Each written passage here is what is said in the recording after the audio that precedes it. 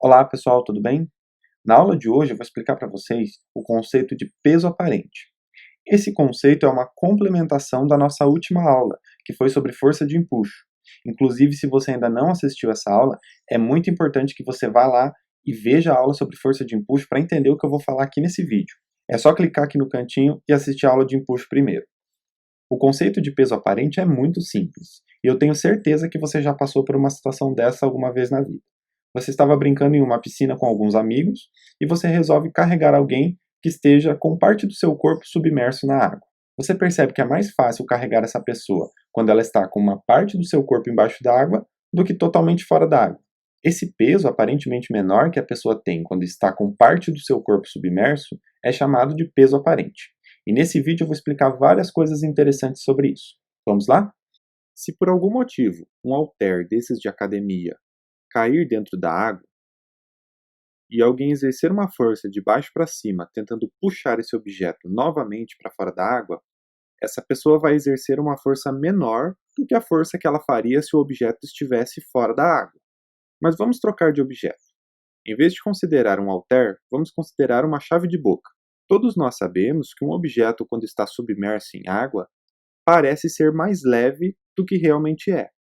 Conseguimos facilmente carregar no colo uma pessoa dentro da piscina que talvez não conseguiríamos carregar fora d'água. Mas será que isso é só uma impressão nossa? O que acontece com os objetos dentro d'água que faz com que eles pareçam ter um peso menor? Vamos fazer um teste. Vamos colocar uma chave de fenda sobre uma balança dentro d'água. Será que a balança irá marcar a massa real do objeto? Nesse caso, não.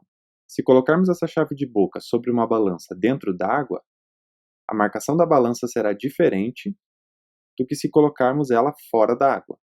Chamamos isso de peso aparente.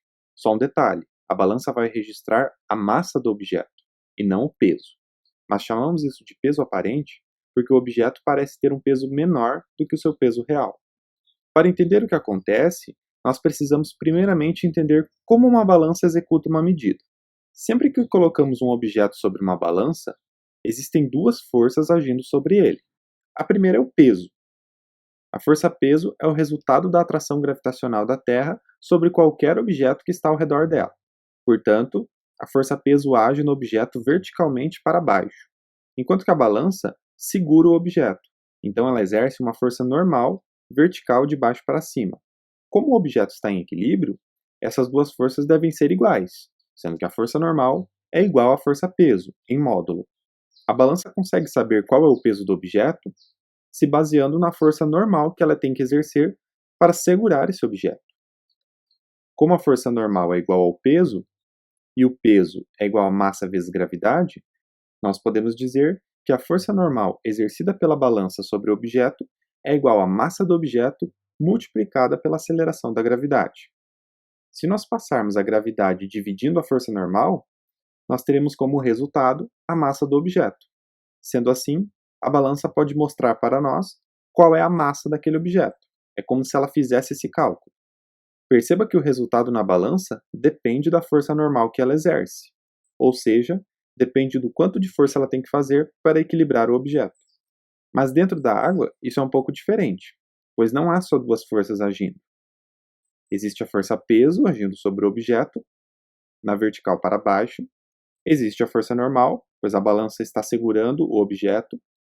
Mas existe também a força de empuxo, que é a força que o fluido, no caso a água, exerce sobre esse objeto. Nesse caso, a força normal não é mais igual ao peso. Na verdade, a força normal é a diferença entre o peso e o empuxo, e é aí que surge o peso aparente. Perceba que nós temos o peso do objeto direcionado para baixo e o empuxo e a força normal direcionados para cima. Desse modo, a força normal será igual ao peso menos o empuxo. Isso significa que a força normal será menor que o peso, pois como o empuxo está ajudando a balança a segurar o objeto, a força normal que ela deverá exercer sobre esse objeto deverá ser menor que o peso. Por conta disso, o peso aparente sempre será menor do que o peso real. É como se fosse transmitida uma informação para a balança de que o objeto tem um peso menor do que ele realmente tem. Mas então, nessa situação, qual será a massa registrada pela balança? Eu vou fazer algumas deduções e depois vou mostrar para você como fazer essa conta de uma maneira bem simples. Primeiramente, vamos utilizar o que falamos anteriormente, que a força normal exercida pela balança sobre o objeto é igual ao peso do objeto, simbolizado em vermelho, menos a força de empuxo que o fluido exerce sobre esse objeto. Substituindo o peso por massa vezes gravidade e o empuxo pela densidade da água vezes volume vezes gravidade, conforme o princípio de Arquimedes, temos a segunda equação. Substituindo ainda a massa do objeto pela sua densidade vezes o seu volume, nós temos que a força normal é igual à densidade do objeto vezes o seu volume vezes a gravidade, que é equivalente ao peso desse objeto, menos a força de empuxo, em verde, que é a densidade da água vezes o volume de fluido deslocado vezes a gravidade. Perceba que volume e gravidade estão nos dois termos da equação, então podemos colocá-los em evidência. E teremos que a normal é igual a volume vezes gravidade vezes a densidade do objeto menos a densidade da água. É muito importante saber a razão entre a força normal e o peso, para sabermos qual vai ser a fração da massa do objeto que será marcada pela balança. Desse modo, temos que a força normal sobre o peso é igual a volume vezes gravidade vezes densidade do objeto menos a densidade da água, que é o que temos logo em cima, dividido pelo peso do objeto, densidade do objeto vezes volume vezes gravidade, no denominador. Volume e gravidade está tanto multiplicando quanto dividindo, então podemos tirá-lo dessa equação. Teremos que a força normal dividida pelo peso é igual à densidade do objeto menos a densidade da água dividida pela densidade do objeto. Concluímos que a fração da massa do objeto que será registrada pela balança é igual à densidade do objeto menos densidade da água dividido pela densidade do objeto. Eu falei da massa porque a balança nos dará o resultado em massa, mas isso também serve para o peso do objeto, que é calculado multiplicando a massa e a gravidade. Para não ficar confuso, vamos fazer um exemplo, considerando a mesma chave de boca com a qual estamos trabalhando. Imagine que ela tem uma massa de 1 kg. Como ela é feita de aço, a sua densidade é de 7.800 kg por metro cúbico. A densidade da água é igual a 1.000 kg por metro cúbico.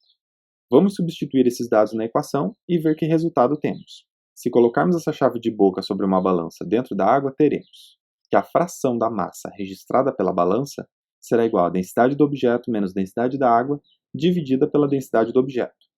Substituindo os valores, temos 7.800 menos 1.000 dividido por 7.800. Isso resulta em 0,87. Mas o que isso significa?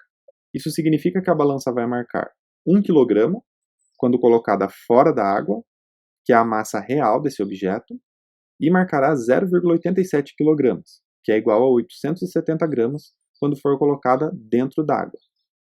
Veja que as marcações são claramente diferentes. A balança vai marcar 87% do valor real. Bom, pessoal, uma coisa muito importante é você sempre saber a diferença entre massa e peso. O peso é uma força. A massa é a inércia dos corpos. Sempre tenha isso em mente. Se você ficou com alguma dúvida a respeito desse conceito de peso aparente, deixa aqui nos comentários que eu respondo para você. Também é muito importante que você assista a nossa aula sobre força de empuxo. Ela vai auxiliar você a entender exatamente o que é o peso aparente. Para a aula de hoje o conceito foi esse, pessoal. Bons estudos e até a próxima!